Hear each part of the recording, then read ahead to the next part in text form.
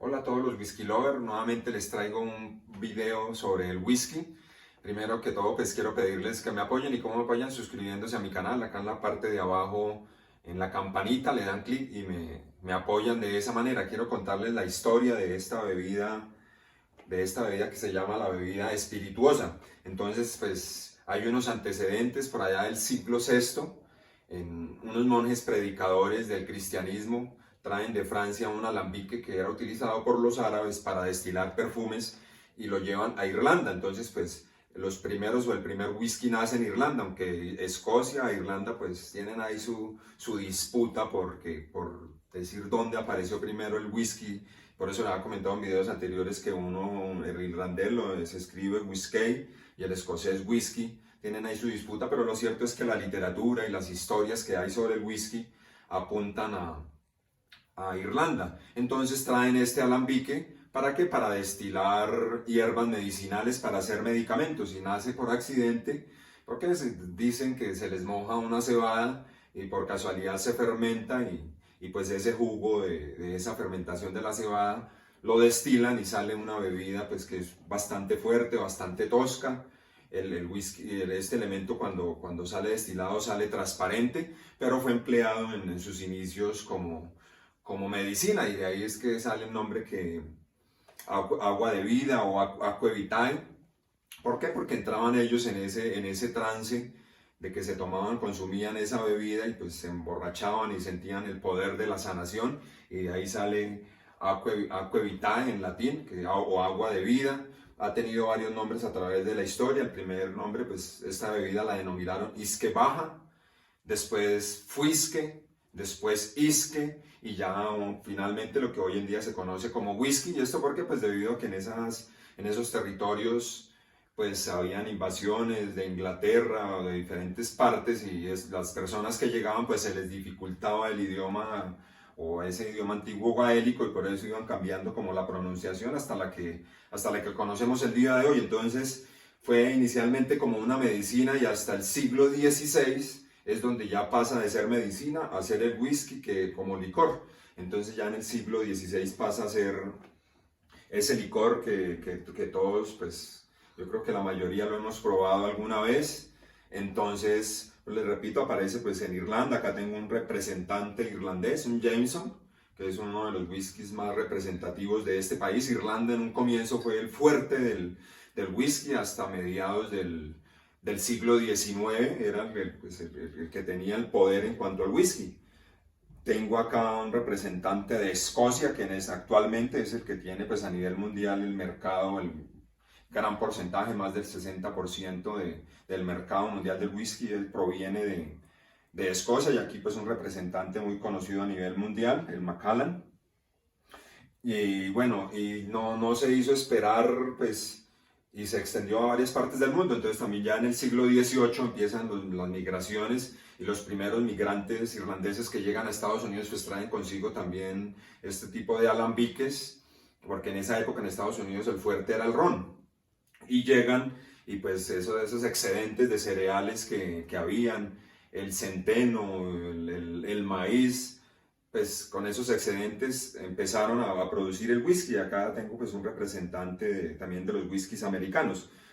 Ya en un próximo video pues les voy a hablar de cada uno de estos países, porque son bonitas las historias, también de las botellas, de las etiquetas. Todo este mundo del whisky es muy fascinante porque todo tiene su historia, hasta el por qué la botella tiene la forma, por qué la botella es verde, por qué es azul, por qué es cuadrada, etcétera. Entonces esto es algo que a mí me ha cautivado, y por eso me ha llevado a seguir investigando y a seguir estudiando sobre este proceso del whisky. Entonces en esa historia, en ese proceso, hay tres elementos principales del whisky, que es el agua, importantísima. Por eso los mejores whiskies son de Escocia, Irlanda, y en Estados Unidos se fabrican en ciertas partes, en Kentucky y en Tennessee, por las características del agua, porque es fundamental. Los cereales, entonces, pues en los países varía la cantidad de cereales, pero pues Escocia e Irlanda, el principal es la cebada o la cebada malteada.